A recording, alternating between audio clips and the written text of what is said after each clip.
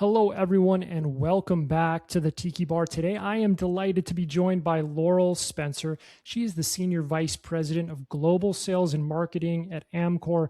You've heard of them because they are a giant in the packaging industry. Laurel is calling in from a balmy Chicago. Laura, thanks so much for doing this. How are you today? Kevin, it's a real pleasure to be here. I appreciate you reaching out and inviting me to spend some time with you and your audience. And Yeah, it is a balmy one here in Chicago. It is. Yeah, I'm in Austin, Texas, and we're used to that in the summertime. But we appreciate you doing this, and we always ask everyone the same first question. When you were a kid, you didn't know you wanted to be the SVP of Global Sales and Marketing, of course. What did you want to be when you grew up? Listen, it's actually a good question. And now that you've asked me, I remember that I wanted to be an Olympic swimmer, but I Oh, definitely was not good enough to be an Olympic swimmer. Like no chance. Like maybe only in my mind or my parents' minds, but never in anybody else's mind. And then if I wasn't going to be an Olympic swimmer, I was going to be a lawyer. So one of the two. two Probably hard better to be an charging, Olympic swimmer. two hard charging professions. One probably pays better than the other. Were you on like the swim team and stuff like that? Did you have a stroke that excited you? I was on the team, but only through middle school. I wasn't even good enough to make the high school squad. That's how I knew I was never going to be an Olympic swimmer. Fair enough. Fair enough.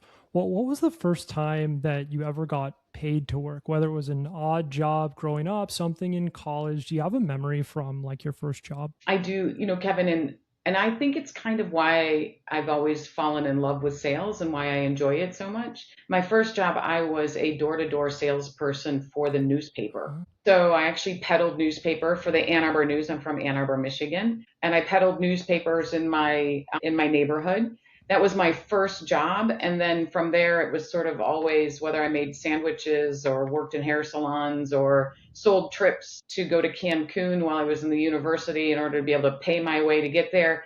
I sort of always had something that was dealing with customers and customer facing. I like that. So how old are you when you're presumably in your hometown? I was You're walking door to door? Yeah, I was third grade. So I guess that would have been like 10. And I remember going, like you had to go through this like 1 day training. And I don't remember the gentleman's name, but he took me and he walked me around and told me like how to fold the newspaper, how to place it, how to make clients and customers happy, when I had to be, when the paper had to get delivered, when I had to be awake, those sorts of things. It was really quite, for a third grader, it was really quite fun and kind of freeing because I could like be on my own to go deliver newspapers. Did you have any apprehension at that age about going up to someone's door, ringing the bell, talking to an adult, talking about money with an adult? Um, I will tell you that I'm quite impressed with my collections capabilities at the age of 10. By the way, I did keep this paper out well until I was in high school, which was kind of uncool as well, by the way, when you're in high school to have a paper out. But it was paid the bills and I liked my customers. I did quite a nice job of collections. And I had like a little collection system. And generally for the customers that I felt were a little bit lonely, I would also deliver cookies. So I would make cookies for them, deliver them with the bill, which often greased the skids for people to make sure they paid you on time. And generally, I got some really good tips as a result of that as well. And was someone coaching you to do that, or is that something that was innate to you? I don't think so. I think I just liked it. I just liked people. I liked my customers. I liked being out there. I remember Harry Hogan was one of my customers, and he rode a Goldwing motorcycle, and he was a former policeman, and he was quite lonely, and so I would just go and talk to him, deliver him his papers and some cookies as well. Love that. You and Henry Schuck is the CEO of Zoom Info. If you know that company, I interviewed him as I well, do. and his first job was exactly the same, and lots of foreshadowing, I think, in both of your careers. And you're from Ann Arbor, Michigan, and I you am. headed into the University of Michigan. Did you know when you're walking onto campus, what did you think your professional life was going to look like? Did you have any idea what you wanted to do? I had no clue. I didn't even have a clue when I was a senior. And I remember going in, meeting with my advisor the first semester of my senior year. I was on scholarships and my parents supported as much as they could. And I also I was taking out quite a bit of debt. And I remember going in and essentially looking at the counselor and saying, I got to graduate this year. What can I graduate with? So I graduated with a general LS&A degree from the University of Michigan. And my time in sales while at Michigan really had to do with my desire to travel. And so I wanted to be able to travel while I was, with my friends. And different spring break trips because you can see how fun those look when you're in, college. And the way that I could do that was by selling trips. So I would sell trips to sororities and fraternities to go to Cancun, Mexico. And that enabled me then to be able to go to Cancun, Mexico, all expenses paid, all excursions paid trip. So I did that for several years as well. So I think that kind of got into my real cold calling and commission based selling at that time. So you're in college and you're presumably working on behalf of like a travel agency as kind of a campus ambassador or something like that arrangement. That's right. And so Exactly what does right. that sales process look like? You walking door to door, pitching these trips, you finding networking? Like what does it actually look like? Okay, so first you had flyers, and the flyers was really important. Okay, and so you would go and you'd post all the flyers and in fraternity houses, sorority houses, dining halls, any place that there was like large groups of people.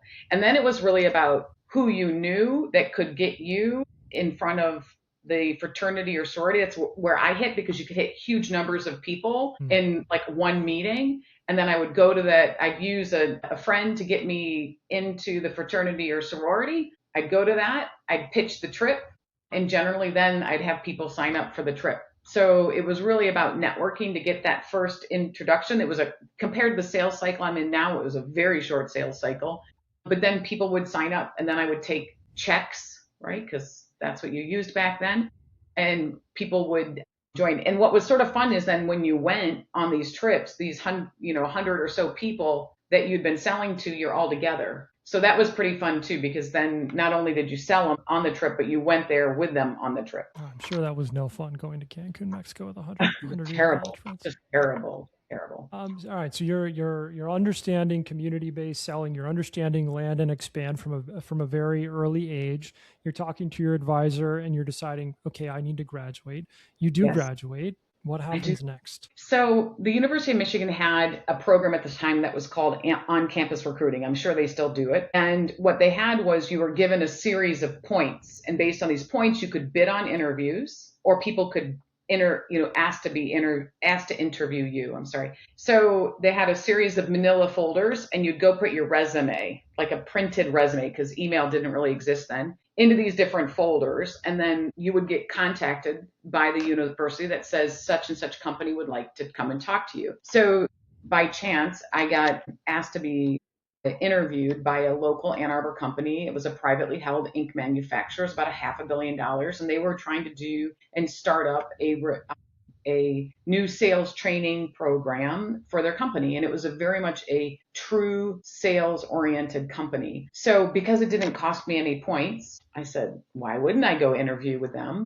And I went and interviewed with them and became one of their sales trainees out of their Ann Arbor office. And then this program, you had to accept the job knowing that you could be transferred anywhere in the United States. Hmm. So I came in, I did 6 months of training where I got to go and travel every week with different salespeople, different technical people, work in different factories. And at the end of the 6 month-ish training program, then I was given my territory. And my territory was Kentucky. So I moved from Ann Arbor, Michigan to Louisville, Kentucky as a sales trainee down there in a commission based sales program. And Kevin, I'll tell you, at the time, my grandfather was living with my parents, and he was a former PhD chemist for Dow Chemical. And I was so excited when I got my job offer. And I ran home to my parents' house. Was my grandfather was coming out to go for a walk, and I said, Grandpa, I got a job. And I'm so excited about it. And he said, what are you going to do? And I said, Grandpa, I'm going to be a salesperson. And he said, what are you doing that for? There's no future in that. And here I am. Okay. Grandpa, give us a Come on, little Grandpa. something. Right. Well, okay. So I want to take you back then to Kentucky. I'll foreshadow. You stayed at the company for a while, so obviously did I quite did. well. But I'm curious, when you're getting your footing under you, you're moving to a new city. It's no longer kind of hobby type jobs where the commissions are helping to float college bills and fun in high school. This is legit. What is it like for you? What do you remember most about those early days on being in a full on commission based role? Kevin, if I didn't sell, I didn't eat. And if I didn't sell, I didn't pay rent. And remember, I told you I was in debt from university, right? So I didn't really have an option. I also was working in Kentucky in areas at the time where there wasn't that many people that looked like me calling on customers.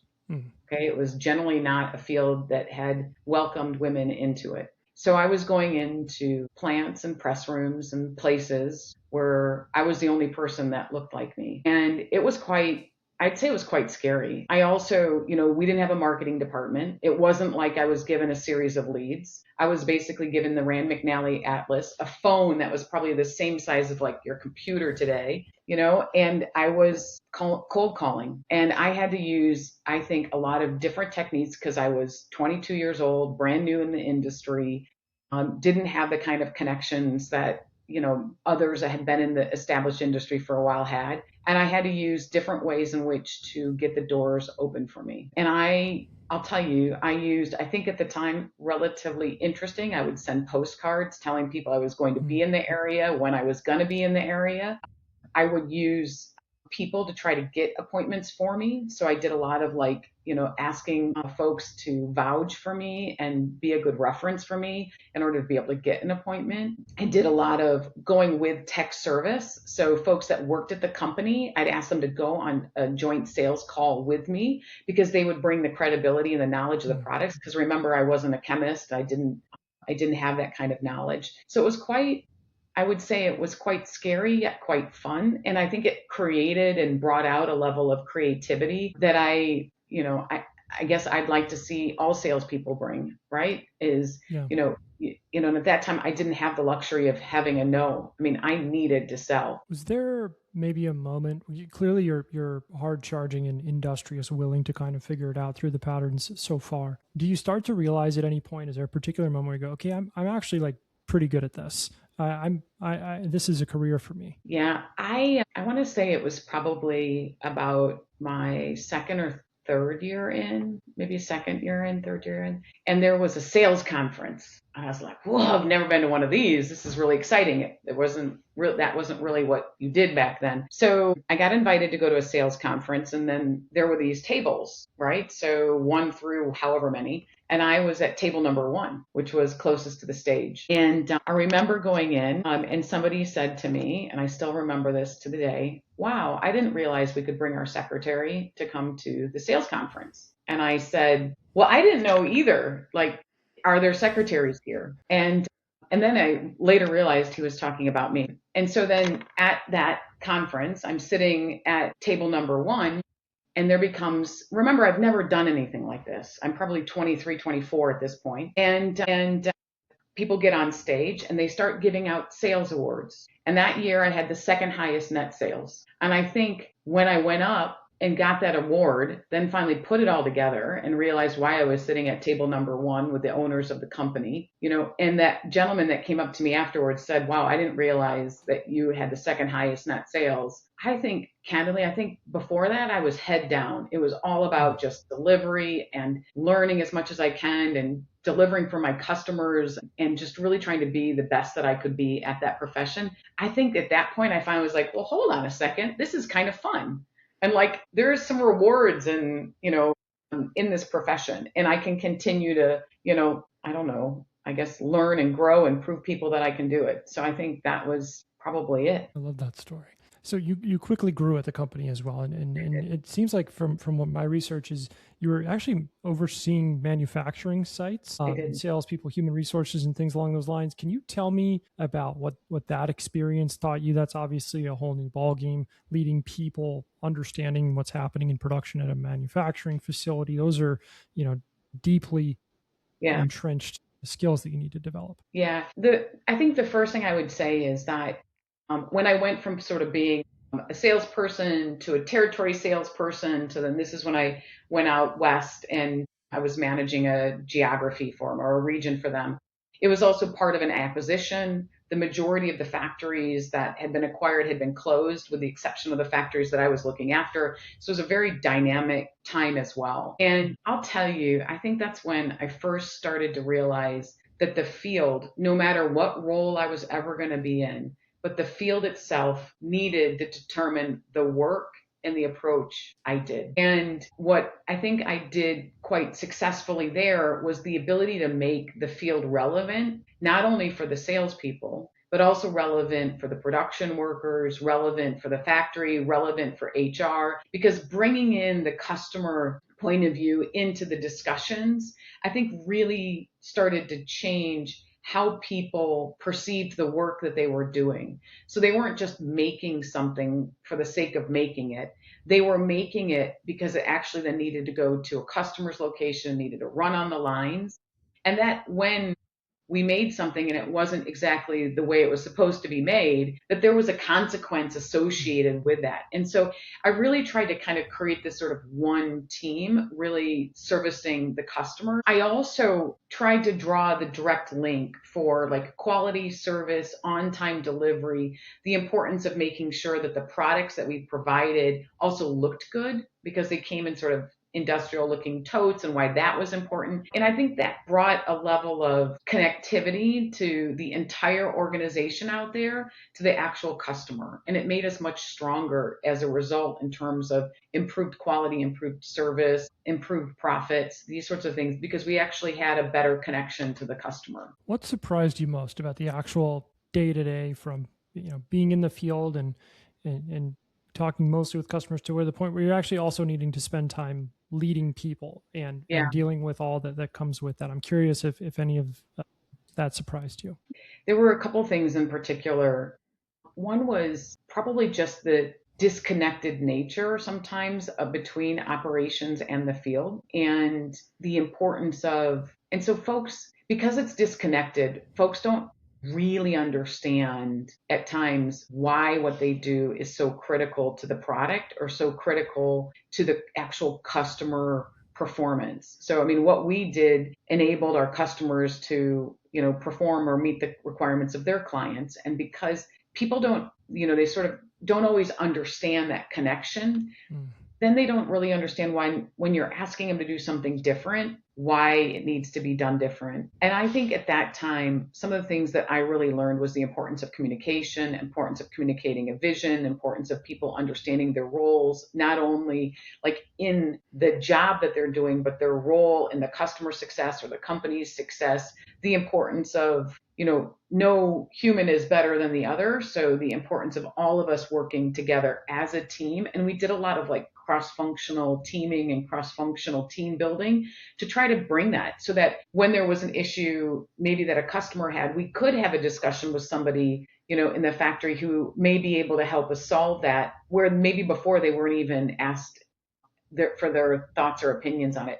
So I would say that, some of the things that I learned really early on was the importance of teaming, the importance of making the person's role relevant, not only to the job that they do, but to the bigger picture and the aspiration that we have. Those are probably some of the bigger things than just the general importance of communication, regular communication, helping people understand how are we performing, what do we need to be doing to perform better, et cetera. What was the best part? So you go on, you move on from that role into a vice president executive position, and eventually, after looks like about 11, 12 years, move on from the company. But I'm Yeah. curious, what was the best part of starting your career and having over a decade of experience with a single company? Yeah. Every role I took was like working in a different company. And that's one of the things I've always tried to see is that even if you're working for the same company, the type of roles that you may gravitate to or be asked to take can feel like you're working for another company. So when I took the role out west or the role running their largest customer, they were very different in very different roles, and they allowed me to really kind of push my capability and skill building. I loved that company, and I still do, and I still have really good friends there.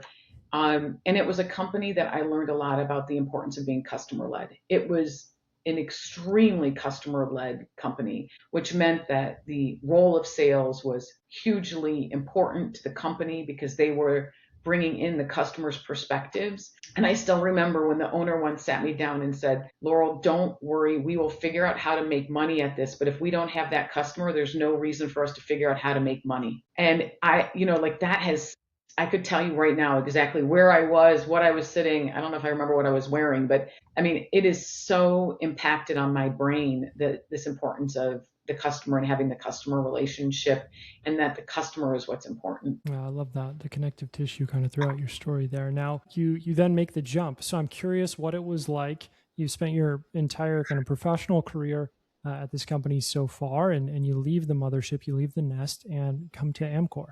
And so, what were the early days like for you? Was there an adjustment period, or were you able to hit the ground running? Yeah, it was substantially more complicated, substantially more operationally driven. So, really solid and strong operations, and operations really determining a lot of what sellers did. So, a bit different. So, not the field that determines the work, but the operations that directs the seller, which has changed, by the way, has changed through the years and probably rightfully so. It was the level of commercial capabilities was not the same. The level of relationships was not the same. It was a very, and I knew that going in because they were quite, I had read a very extensive voice of customer survey, and it was part of the mission of me joining the company was to bring this kind of customer led approach to the company. And so, you leave a place that you'd worked for 12 years, that you knew everybody from the ownership on down, that the customers you knew, going into a completely, what I brought with me that was transferable was my commercial skills and my commercial capabilities. What I didn't know was the product at all. It was a completely different product, completely different manufacturing. And it was really and it was one that was really growing. So there was a lot of investment that needed to get done. And a lot of new product development, which was really also fun. But I'll tell you that having the solid foundations from a commercial standpoint and just an approach standpoint certainly helped. But man, oh man, I remember those first early days of some of those meetings and getting asked questions and candidly having no idea what the answer was, like none. And it wasn't always easy, that's for sure. I think all salespeople can relate to that. There's nothing Yeah. quite like being in that position. I want to ask about the acquisitions that you were part of. It looks like you were responsible for some integrations for the food and marketing group, and also I want to learn about your time in Yeah. Switzerland. Let's start with kind of maybe the first acquisition that you went through, and some of your biggest learnings from that experience. I've been through dozens at this point in my career. Amcor is a highly acquisitive company. So was the company that I worked for before. So I've sort of used to that acquisition round. In terms of what it was like, look, Amcor always runs a best of the best process. Okay, so that's one thing I would say is so you're always, with every combination, you're getting reevaluated in terms of your performance versus others and your ability to lead where the company needs to go versus just where it has always been, which in the early days can be a little bit nerve wracking and scary because not only are you being evaluated, but then you're evaluating other people and determining sort of, who are the right people for the right chairs. But with every one of the combinations that I've been part of, from small ones to, really some of the largest in the industry, or really the largest in the industry, it's always quite a optimistic time because you're bringing two companies together that are building on the capabilities. So you're bringing some products from one and some products from another. You're bringing one team, maybe one team is really good at material science, the other team is really good at product conversion, so you're bringing like the best of several together. And from a commercial standpoint, this is always something that's fun for me because it helps with the right to win, helps you build out your value proposition to your customers, helps you work on cross selling and different capabilities. So super fun. But I tell you that the early days, really taught me that it's got to be best of best, that it's got to be, a combination that when you put one and one together, you can have three for your customer. It's got to be, and it's got to be focused on, on the customer. And that candidly, you need to have a playbook. And we've had and have built through the years a very consistent and regular playbook, whether it's from day one org to customer comms to what we do in terms of clean room, in terms of evaluation, to cross selling, these sort of things. Having a strong foundation and a strong playbook is what helps not only at day one, but day 100 and day 365. That makes sense. What was it like to get to live and work in Switzerland? It was awesome. I was there for, over 6 years. I loved it. And I still love it. I still spend a lot of time in Switzerland. I like working with a diverse set of people. And I like working with people with a lot of different backgrounds. They bring a different level of creativity and challenge and debate. I like challenge and debate. they bring this into the discussion. They have different ways of approaching and thinking at problems or opportunities. And then from a Switzerland standpoint, I mean, there isn't any place better in terms of a connectivity to a global role. I was in a global role, so time zones are great. Travel is easy, and it's a beautiful country. And if you like to hike, it's the place to go. Hardly to find one probably better. So, from a professional standpoint, it was great. It was fantastic for my family. My kids were young, 2 and 4 years old. So it allowed them to see different cultures. I mean, they saw more of Europe than they ever had of the US when we moved back. And it just gave them a whole different sense of working across, or not working, but living with people from different cultures. It was really I would highly recommend any opportunity somebody has to try it. That's fantastic. All right, I'll hit you with a couple rapid fire now. Okay. What are you unusually good at now that the younger you would not have predicted? Patience. Where do you think that comes from? A lot of mistakes. I think a necessity. I think if I say something, or at times it can be just taken almost as like it has to be done. And so if I don't allow other people to come up with ideas and solutions because I'm not patient enough to allow them to get there, then it's going to be the world according to Laurel. And that's not the best world for everybody. And so I have worked really hard. I have good days and I have bad days like everybody else, but I've worked really hard at trying to have more patience. Is there something that you believe now about sales that you didn't believe when you first started? Yeah. And maybe it's because I work in, manufacturing. I always thought that my route needed to be out of sales to really, I don't know, get somewhere, or to, really have the skills capable to run a company or other things. And I couldn't be more wrong now. And I just felt that I needed to be in operations. I needed to be in finance. I needed to be a general manager in order to be able to, run and lead, large teams or a company the most effectively. And what I've realized is that what we do in sales is uniquely difficult to do, and likely has the underlying capabilities to run companies and run businesses with better outcomes than other functional areas I could have put more energy into. And so I firmly believed early in my career I was going to have to move out of sales. And I am so glad I never did. I love that. I had the exact same story. Yeah. What is something that you're very excited about right now? Other than my hiking trip that's coming up. Well, where's that one? Let's do that one Okay, first. well, I'm going to Big Sky, Montana, Coeur d'Alene, Idaho, and then I'm going to finish in Walla Walla, Washington to drink a little wine.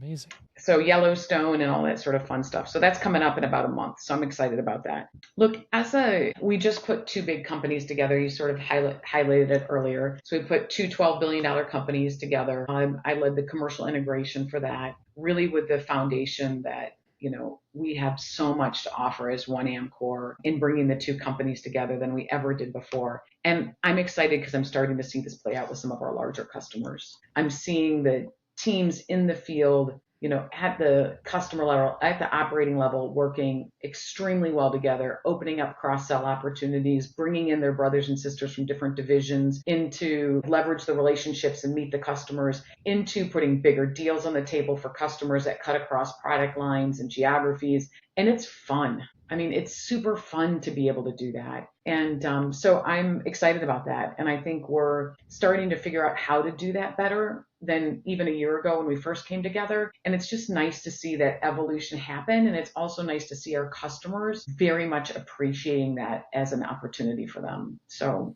that's what I'm excited about, besides my hiking trip. The hiking trip sounds epic, although that sounds like an epic integration as well. Now, my last question, what is something outside of work that you keep recommending to people? Examples from previous episodes include podcasts, books, movies, vacation destinations, meditations, relationships, anything that comes to mind that you find yourself recommending to others. Yeah, there would be two things I would say. One of them is daily activity. You have to you got to protect your triangle of family, work, and health. And if you don't have a daily active regimen, it's really hard, especially in the role that I lead. I need that outlet. So I'm an avid spinner. I'm an avid, I work out. I highly recommend it. So that's probably the first thing. And then The second thing that I really started doing in the last several years is I wouldn't call it like a New Year's resolution list because I don't know that those really work. And you can create a list any day that you really want. It doesn't have to be on New Year's, but really being a lot more purposeful in the things outside of work that I want to also bring in because it's also easy to work 24/7. And that also doesn't make you a really well-rounded human. So things that are like that on my list are things like how many books do I want to read? How many of those are part of a series? How many of those are fiction and nonfiction? I've also started working on like how am I going to increase my engagement outside of work? So what are the kinds of clubs or other things I want to be a Mm. part of? And so I've just really tried to be a lot more purposeful because if you're not purposeful, what unfortunately happens is you get to the end of the year and then you look back and it may be just a year of work.